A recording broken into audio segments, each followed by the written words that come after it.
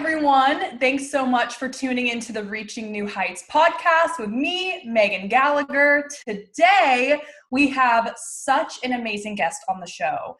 She is a fitness lifestyle influencer, co-host of the Rookies podcast, creator of the Katie Austin app, on-camera host, and during her time at USC, she played lacrosse. Please help me give a warm welcome to Katie Austin. What's up? Hi. Thanks for having me on. And thanks for that intro. Of course. Thank you so much for taking the time to be on here. Of course. I know. I wish we were in person too. This quarantine, but at least we can, Skype in and stuff like that. So it's good. I know. This quarantine has got me feeling a lot of type of ways. Agreed. It's crazy. Okay, so I am so excited just to hear your story, and I've been such a fan of yours for so long. I love your social media. I think what you do is amazing. So first, I would love to know kind of how you got to where you are today, and growing up, who or what were your main inspirations for health and fitness and hosting, and did you know that you always wanted to be in the hosting fitness world?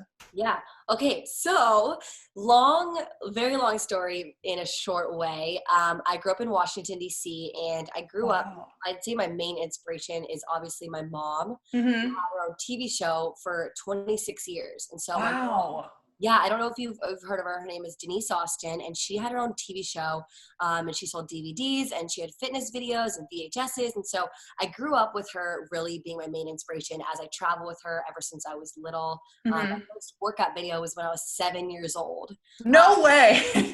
So I've been really doing this for a very, very long time. I've been trained in commercials and stuff since I was 3 years old, which is very crazy to think about, but I never saw it as a career or anything that I took seriously because, like you said in the intro, I played lacrosse in college. So I was into sports my entire life, and I never really thought about a career. You don't really think about a career, I don't think, when you're so into sports. Yeah. I just didn't think about it. So after I graduated high school, I went to USC and I played lacrosse, but at the same time, I got to college in my freshman year, I knew what I wanted to do. So it was really hard to continue playing lacrosse when I knew what my passion was. And so my sophomore year, actually, I got a job at the TV station doing sports host. It was every single day. I had to be there for 3 hours a day, and then lacrosse was 4 hours a day. Oh my gosh. And I was like, what are my priorities here? I know that I love lacrosse and I've been playing it my entire life, but at the same time, I'm from Virginia, DC, but I'm going to school in LA, my dream school, the best school for TV broadcast journalism. Yes. What am I doing? So I actually moved on from lacrosse in my second year, just to focus on TV and stuff. And I did that all throughout college, and I stuck with it. And then after I graduated, I got a job on Fox Sports West. I co-hosted a show. Yeah, I co-hosted a Prep Zone show for 2.5 years on Fox Sports West and Prime Ticket. And then after that, I shortly after I moved on from Fox Sports West, I got a job with Verizon at the Super Bowl, and then I've done NBA awards. I did CMAs interviewing, and then I started my own podcast. And so, really, my dream from the beginning was to be a TV host and be in sports. I think that was my dream ever since I was 10 years old. But I think in the time of fitness and influencing and Instagram, yes, and this crazy world came about when I was in college, and I kind of started an Instagram for fitness in college, and kind of how I struggled with moving on from lacrosse, basically having a coach in your life, and then what the heck do I do now? So after I moved on, I started a fitness Instagram kind of to relate to other people who had that issue, and it kind of started from there. And then I realized, holy moly, I've been doing fitness my entire life. I think I should make this a career. So that's I don't know if that was the longest spiel you ever heard, but I could go on about that forever. And I just kind of want to say the whole kind of sum up is that it took so many stepping stones to get to there and to realize what I want to do. Yes, that's so incredible. And seriously, you've accomplished so much at such a young age. Okay, so you Like, say that, here's the thing. This is why, like, it's like, yes, I have, but I'm so hard on myself, as I'm sure you are too, and everyone oh, yeah. listening to this. It's like, you can look at someone else's life and compare yourself constantly to like the other person doing so well. But I'm so hard on myself and I'm such a perfectionist that I always want to do more. Yes. And I think that's the one thing about this quarantine. It's like, it's so hard for like a go-getter like you and whoever's listening. Like, you want to be productive every single day. And it's so hard to compare yourself and looking at other girls and how productive they're being. Mm-hmm. Oh, I need to do more. And you always want to do more. And it's hard. I could not relate more to a statement. I feel the exact same way. I am so hard on myself all the time. It's so hard for me to, even on social media, to scroll, and then I can feel this little voice that's like, but starting to compare, and I'm like, Megan, pull it back The in. worst. It's the worst, especially in quarantine. It's like all I'm doing is looking at other girls, like, and especially like comparing how many followers they've gotten. I know like one fitness girl grew like 400K within this quarantine. I'm like, okay, but why? How do I do that? Like, oh my god! And then I'm like, okay, wait, take a step back. I'm so Yeah. grateful to be healthy right now. Like, what am I even talking about? Even if I like the past 3 weeks, I haven't been my most productive self, and I've been totally fine with that. Yes. I struggle with that too. I have just such a guilt of like not doing enough and then beating myself up if I just want to chill and watch Yes. TV and eat some tortilla chips. And then I'm like, It's a constant struggle. It really is, and it's really bringing out almost the worst in me. And I kind of just like have to remind myself like this is an unknown time for everyone. yes, But even in real life, day to day, I feel sometimes that I'm never doing enough, and then I'll take a step back, and my parents and my sister and my best friends will be like, "Katie, you are working 16 hours a day. Like, you need to relax." And I don't know how to yeah. relax. Oh my gosh. I love it. Like you just shared that because I mean, you are like such a role model for so many people and so many just, female business owners, men too, but just everyone. And so for like you to, it's just so like refreshing. No, it's true. In social media, it's so hard not to compare. It's Yeah. so hard. But I think my main, like, whenever especially for myself, I have to like retell myself this, but when someone struggles with it too, it's like you have to remember like your passion and your fire for what you do. And you have to remember like why you started. And so I think that's the main thing to remember, because when you start to compare yourself to others, like, you are your own person. You're on your own journey and you are exactly where you need to be. And Yes. I have to tell myself every day, like, you're exactly where you need to be. Slow down. You're fine. Because, Yes. you have to have focus and have passion. And when you have those two, then you'll be totally fine. Oh my gosh. I am literally the queen of overthinking. I'm like, no, I have to do blah, blah, blah, blah, blah. And Same.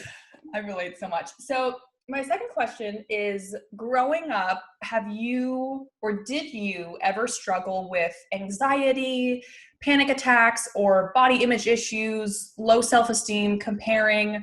And also because you are so open on social media, and I feel like you share so much of your life, which I love because it's fun. You get to see what your favorite people are up to in all these vlogs. Like, how do you deal with negative comments if people are like, oh, this and that, and how do you not let it affect your mental health? Oh man. Okay. So yes, to answer the first part of that question, I definitely grew up with so many insecurities. If you asked any of my friends, I was a very insecure teenager, definitely. Hmm. I think that's something that it doesn't happen overnight. You don't get confidence overnight. It takes, again, a lot of time. And that's just something with growing older as well, getting more comfortable in your own skin. But I Yes. will have to say, in terms of anxiety, I did not experience anxiety until college. And that's another huge, I don't think I talk about this enough, or if I ever have said it in my entire life, but my anxiety was insane when I played sports in college. I mean, like, especially my first year, like, I was just the most anxious person in the entire world. And I didn't know I think I like lost my sense of self, even of how Yeah. I was every day and every night. I don't even know why, like to go to practice, like not do well enough on the field. Oh my God, I wasn't starting. And then, oh my God, I was starting. And how do I keep my position? And like every day was internal thoughts of like just so many anxious thoughts. And, that was a huge reason why I actually quit lacrosse in college, was because it was like really not okay for my mental health. Yeah. And my teammates, if you played lacrosse with me, you know, I was a crazy psycho girl. Like I was so anxious. I would get cold sores. I never told this story ever. But I would get cold sores so bad that they would put Band-Aids all around my mouth because that's how stressed I was at all times. I'm not even kidding. And I would have to Oh go my gosh. with my crush who was on the football team, and I would have to say I'm sick, and I wouldn't go because I would say I'm sick because I'm so stressed out. Anyways, I think I definitely learned how to balance my life since then, thank God, and realizing that not everything needs to be done in a day or even a year. Yes. Then secondly, how I deal with negative comments is, first off, I don't deal with them very well. I respond to everything. Oh my God. I fire back. I'm sassy, dude. I never used to be sassy. I'm sassy now. I don't care. I'm like, Oh my God. I kind of like got inspiration from Chrissy Teigen, and her tweets are just so funny. And so I have like a sense of sarcasm, but a little sassiness back to them. Okay, I love that. And I love Chrissy Teigen. She does not care. Like, she does not give a. I love it. She does not mess around. And she applies to like all of them too.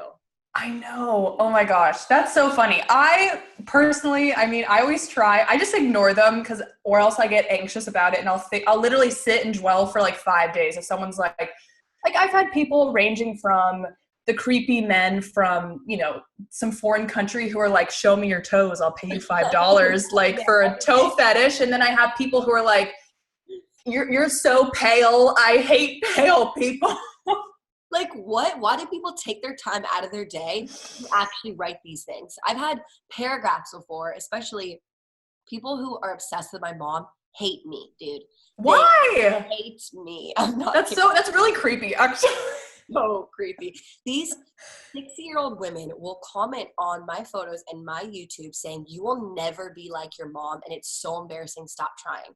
I'm just like, Ew. honestly, I find that doesn't affect me whatsoever, because I know my mom and I are different people, and I'm not even trying to do exactly what she did. Plus, Instagram and YouTube didn't exist when she did her whole fitness empire, and so it's crazy though. I don't understand how they have the time. That's just, I mean, one, it's so sad. You're right, to take the time out of your day. So it's like, are you a fan?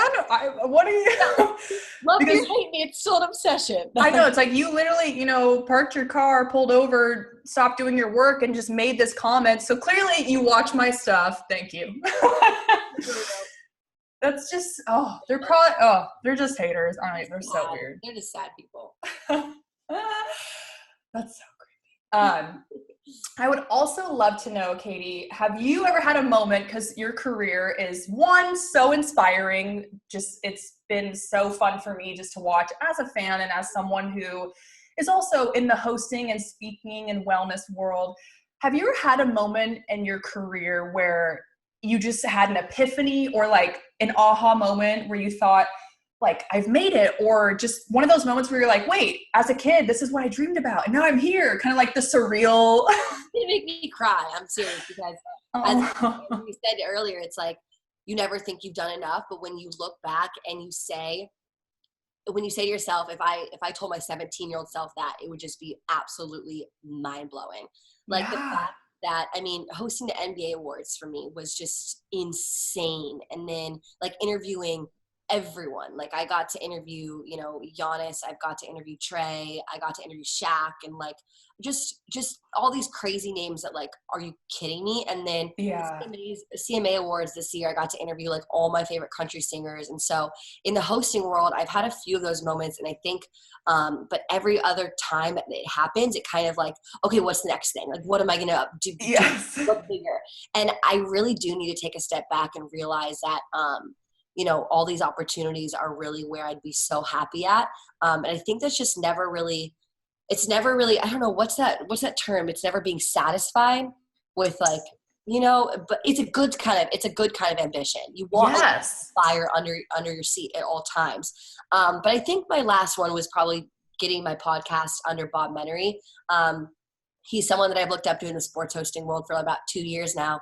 And I met him at a Rams game this year, and I was just a fan. I was like, Yeah. man, I went up to him and I was like, I was hosting Rams Fan Fest actually, and he was one of the celebrity guests. And I was just host. You can edit out my cussing, my bad. And I went up to him and I was like, I want to say, I love your hosting. You are such an inspiration. Like, Yeah. And then I met him again at the Super Bowl, and I went up to him again.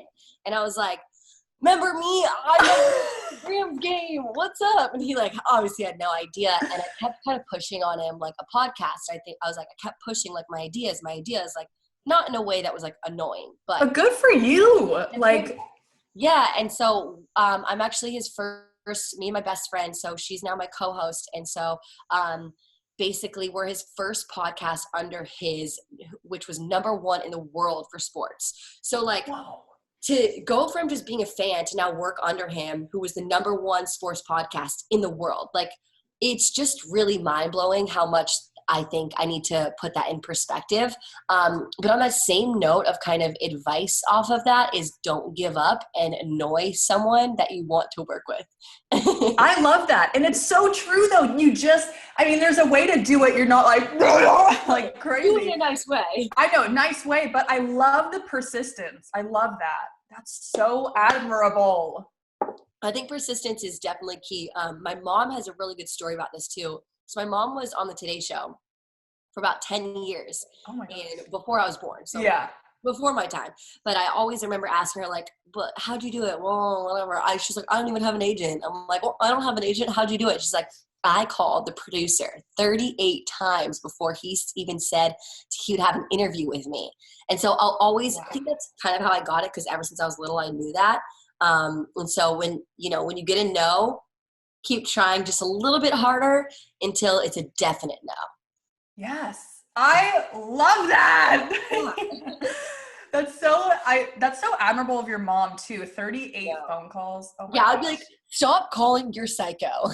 I know. That's because I get that though. It's just your dreams are like your dreams. And just because one person says no or doesn't reply back to you, it's like like you just keep on going. There's another door. There's another like. I've gotten so many no's. It's unbelievable how many no's I've gotten. It's truly mind blowing how many no's I've gotten in my life. But it's good. I think getting no's are very, very. You learn so much from every single no. Yes. And especially like when I pitch things out to either brands or like networks or media, I learn how to redirect it every time. So when you are keep asking, learn what you're asking wrong and learn how to spin it in a way that they might bite on it. Yes. Yeah. That's so true. And for me, my TED Talk, it was so amazing when it happened, but it took me 2 years to get it. Oh my gosh. Like I literally sent in 6 applications every single day, even on Sunday, even like people don't, and then I finally got it. I was like, is this real life? Yeah. And no, that's something that you can carry with you your entire life. Like you are now a TED Talk speaker. Like you can say that forever. Yeah. And it took so long, but it's so true though. There was just something in me that just was like, Megan, like you can't give up. Like, yes, you can have a moment where you call your parents, you cry, you get upset, whatever, but keep on going. Like I just had this kind of gut feeling like it will happen. And plus it makes it so much more worth it when it happens. So if they just said yes to you the first time, you'd be like, okay, well, anyone can do this. And then because you tried for so many times and so many years, it just made it so much more like, gratifying. Yes. It's so true. It was like an out of body experience. Oh, so I would also love to ask you, Katie, if you could have one day where you sit with your younger self, your teen self, what would you tell her? I don't know why I'm emotional. Like, again, I could cry at this question. I would tell her, like, oh my God, I'm so cheesy. But, like, I would say, like, I would definitely like, you're going to be confident one day. So don't worry about it. And like, don't worry about don't worry about your future and focus on the present, because you will get there, if that makes sense. You know what I mean? Yes. And like, I was just so insecure as a teenager. I mean, like, I can't even tell you some of these stories. This is a true story, you guys. When we were going to hang out at, say, junior year of high school, I wouldn't let my best friends wear makeup because I wanted to wear makeup, and I thought they were so much prettier than me. And so I would ask them not to wear any mascara or anything because I wanted to be at least somewhat attractive on their level. Like, so sad. So sad. It doesn't even make any sense at all. Your best friends can do whatever they want, but I was just so insecure because my best friends were like obviously very pretty and I was just not that cute. And so I was really insecure. But at the same time, it had nothing to do with appearance. It had everything to do with the inside. Yeah. Oh my gosh. I'm sure you are gorgeous. You're so pretty. You're stunning. I don't know about that, but I was not that cute of a girl. My issue was I looked like I was like 6 years old until I was 18.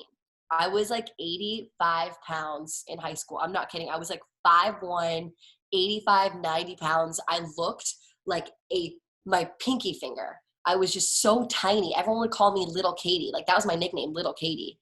And then they would call me that. Yeah. It was terrible. That's hard though, because I mean, it just messes. Like, I had so many people when I was in middle school who would say like, Megan, your forehead's so big, you can land a plane on it. And at first, like, because I was the awkward in middle school, I had neck gear and like Heelys. Like, I would fly through the hallways. Like, I was a total weirdo. And I just would be like, oh yes, you're so right. And then I would like go home and be like, oh. Middle school people are so mean. Kids in middle school are the worst. It's brutal. It's like a war zone. People. It really is. Yeah, I would definitely go back to my middle school self and be like, this is temporary. You will get through it, and you're going to be fine. Oh my gosh. Yeah, middle school is no bueno. I don't know anyone who has had like, everyone has middle school experience. No, me either. No, everyone's awkward as a teen. Everyone like just has that cringy like, oh yeah. Yeah, and I feel like every time someone disses you or says something hateful to you, it has everything to do with them. Yes. In middle school, it definitely does, because like they were just the insecure people hating on you. So yes, that's so powerful. Yeah. Oh my gosh. I would also love to know, so I'd love to ask every guest just to imagine for 5 seconds that this is a radio show and we have teenagers calling in and asking for advice about how do I deal with anxiety and this boy and just different topics. But if there was a teenager calling in saying, Katie, I want to get into the hosting, fitness, making YouTube videos. I want to get into this world, but I have anxiety, or I'm insecure about my body or anything, what would your best advice be? Okay, so my best advice, and actually the number one question of how to get into this world, I think people want to make money immediately. Yes. And I want to let everyone know that I didn't make money in hosting or online for 4 years. I was doing hosting in college for free. About a year and a half out of college, I didn't start making money in social media whatsoever. So you have to go into it with a mindset where you're going to work hard and get nothing in return for a while. And that's so hard on your self-esteem. So you have to just be prepared and be confident in the fact that you can make money one day, but it's not going to be right away. And if you have a passion for it, then you will keep going just because you love it. And by the way, that passion will totally shine through. Like, if you have that drive, other people will realize that. And if it starts to die down, again, other people will realize that. So I think that's something, very important to note. And pay your dues. I hate to say it, but I did free shit for 4 years in hosting, and I still do free stuff. And so it's like, you have to just know, like, NBA awards, I didn't get paid for the NBA awards. Like, yeah, I would have paid to do it for sure, but no, I didn't get paid. I didn't get paid for the CMAs. I didn't get paid for any of that. And so pay your dues for sure. And one day you can make, a living off of it, and really be consistent. And once you are consistent with your content, okay, I have a lot of tips. I feel like I'm all over the place. No, they're so good though. I love it. Keep them coming. Realize your brand, find that niche, what you exactly want to do, be consistent with it. So that is YouTube, like upload weekly, upload 2 times a week, post every single day on whatever platform you're on. And then my third one is do as much outreach as you can to brands and media. Just make a deck and send it out to everyone. It's so powerful. And I agree too with the not being paid, because I started motivational speaking when I was 19 and I turned 24 in November, and I'm just now getting paid full. Like it's forever. And I hate saying that to people too, because they're like, what do you mean? And I'm like, you will know what I mean when it's an interesting way to make money. And it's just, I don't know. And that's the main reason why I did 2 jobs. When I was a sports host on Fox Sports West, but I was also doing my fitness app and all my fitness brand. I had to have both, because if I didn't work 2 jobs or 2 careers at the same time, I would have been so broke. Yeah. So I had to go after both of them, because I just didn't know which one would really hit or make money. Yeah. Oh my gosh. It's so true. And that's such an honest answer, because it's the absolute truth. It's like, when I've spoken at so many middle schools and high schools, and when teenagers, ask questions, or they come up to me at the end, they're like, well, we see your profile and all these things, but like, I love just being honest and, telling them, yes, it's smart to use Instagram to run a business, but I'm also going to keep it real with y'all and tell you, like, it's a business. And just because I feel like so many teenagers are like, but you look this way. And I'm like, it's not 100% perfect. Right. Yeah. And I think a lot of people think with Instagram followers, people just make a lot of money and it doesn't matter. They just have an easy money flow. But like, I even had 100K followers on Instagram and I didn't make a penny. So it's a tough business that you have to be very patient on. Yes. Oh, so well said. Yeah. So now it's time for the rapid fire question round. So these are just 3 super silly, just like off the top of your head, really quick questions. So the first one is, if you could be any type of junk food, what would you be? What would I be? Shoot, I'd be every type of junk food, but I would definitely say curly fries. Oh my gosh. Is it a junk food, or does that count? Oh, heck yeah. Oh my gosh. Oh my gosh, those are so good. My second question is, what is the most embarrassing thing that has ever happened to you? But like, when you were younger, teenager, the most embarrassing thing. Oh man, I don't really remember my most thing. Oh gosh, this is such a hard one, because there's just so many. Most embarrassing thing. Or it could be recent. I mean, I was on Instagram Live last Friday, 4 days ago, and I was very drunk, and I said some things, and the person that I said them about was watching, and I was just drunk, and I just forgot that I was on Instagram. No way. Yeah, my parents saw it and everything, and I'm just still embarrassed. I still have a moral hangover. Yeah. Oh, that is literally my biggest fear, to get on Instagram Live, be like, yo, everyone.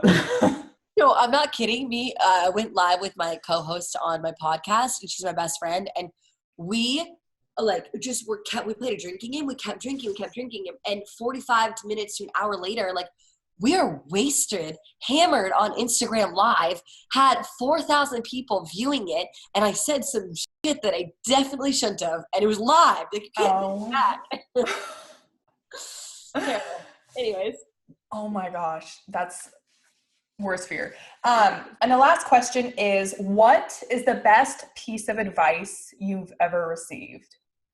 Ooh, best piece of advice. Gosh, these are hard. Wake up every day with a positive attitude. I love it. But seriously, I think that is it's not even really advice. It's more of like a statement. It's kind of the only thing I can think of right now. But, I think that my mom really instilled that in me. Every single day is a new day. Every week is a new week, and every month is a new month. And so if you have that mentality, you can be happy every single day. And happiness is a choice. Like, you don't, I mean, it can be really hard during quarantine. Even I'm having a hard time with it. I go through these crazy moods, but at the same time, like, if you practice like being grateful, if you practice like self-love, and if you choose to be happy, I promise you, like, your whole outlook on life will change. I love that. That's so, oh my gosh. That's so, And it's there's so, some cheesiness here. no, but it's so true though. It's sometimes I totally admit this. I can, be constantly looking for things to make me happy. Like, oh my gosh, I have to get all these things done. But then it's like, I forget to like flip on the light switch. Like happiness is just a choice. I know. And then right now it's like, looking at other people, comparing yourself. And then we have to realize how grateful we are to just be healthy in our own home. It's like the fact that we are, all we have to do is stay home, and we feel like ungrateful for that. And, when other people are on the front lines and essential workers and other people are suffering during this crazy disease, it's like, you have to really look back and put things in perspective and see like, wow, all I have to do, okay, I can complain with not going out with my friends. I could complain that I'm not doing enough for work, but I'm healthy and I'm in home and I'm with my parents, even though they can annoy me sometimes. We're still okay. No, it's so good to put into perspective of, I may be bummed that like Coachella got canceled or all these things, but it's just, it's good too to flip it instead of, oh, I have to stay at home. But it's like, I get to stay at home. I get to be in my place of comfort and safety, and I get to like stay healthy. Yes, I love it. Yeah. Oh my gosh. Well, thank you so much, Katie, for being such an incredible guest. Thank you. You have amazing energy, by the way. You are, oh my gosh, interviewer, because your energy, like sometimes when you get interviews and it's just like, so what do you think about this? But your energy, it's like I feed off it. Like it's very contagious, which is like so. You have very, very positive and great vibes. Oh my gosh, thank you. I mean, you make me smile looking at you. You really do. That's so genuine too. Like you make me very happy. Okay, well, you're one to talk because you have like the most bubbly, like contagious, like always. If I'm talking to you and you're kind of like boring, I might be kind of boring too. You know what I mean? Like you are a very easy person to feed off of each other's vibes. I totally get that. That's so true. Oh my gosh. Yes. So I would love to know, where can everyone find you on social media who's listening? Okay. You can follow me on Instagram at Katie Austin. It's just my name. And then I also am on TikTok, Snapchat, YouTube. You can just type in Katie Austin. And then I have my own app. It's just called the Katie Austin app. It's available on Apple App Store, Google Play, and the iTunes Store. I have over 125 in-home workout videos. So everything guacamole. You do. Yeah, I know. It's been every single day. Every single week is a new workout video, and then every day is a new workout routine. So it's something to keep up with every single day. And you can actually, right now, the reason why my app can be very beneficial during quarantine is we added this feature where you can schedule your workouts just like you'd schedule anything else in your calendar. No way. Yeah, so you can actually like put it on your phone if you want to do it tomorrow, if you want to do it next week. You can choose a video and then schedule it. So it'll alert you like you have a class coming up, and then you can tune into that class. Wait, that is so smart. I love that. Yeah, so it's like it's the perfect way to kind of keep you accountable during this time, because a lot of the workouts you can do it in 5 feet of space. You don't need a treadmill or anything. Oh my gosh, that is so handy, and it just makes it people so convenient, and they feel like, oh, I don't have to, like what you said, I don't have to do all these crazy things. Right. No, and it's very non-intimidating, if that makes sense. If you go to my app, you'll realize why. It's like a very simple app. All you do is press play, get started.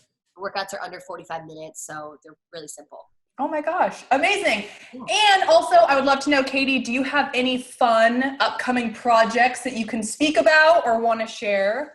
Ooh, okay. So, I guess my podcast, it's more so about like sports and pop culture and funny dating stories and me being kind of a psycho, crazy, wild girl. I love it. A little bit off brand. No, but it's so fun though to listen to. Yeah, I guess I'm back I think it's every Tuesday, but then I have my own weekly show on Amazon Live. And then, so cool. What else do I have upcoming? New app updates every month. So yeah. That's so awesome. And congratulations on the Amazon thing, by the way. That is thank you. That's so cool. No, it's a dream. It's been an absolute dream to partner with them. I actually started beginning of January. I'd fly to New York every week. every single week yet. And then I was supposed to do it starting again, going back and forth. And then we couldn't obviously come March because of the coronavirus. And No. doing it remotely now. So they're not as high produced, which is kind of a bummer because I really loved I had a whole set at Amazon in New York City, which they made me a really cute set, which was awesome. And it was a full hour-long live show. Yeah. We do remotely still, but hopefully we can get back to the New York office too. Yeah. Oh my gosh, this thing needs to end now. I can't handle another day. I know, I agree. I'm with you, sister. Oh my gosh. Well, thank you so much, everyone, for tuning in to the Reaching New Heights podcast. And remember, always strive for more. Hey, I love that.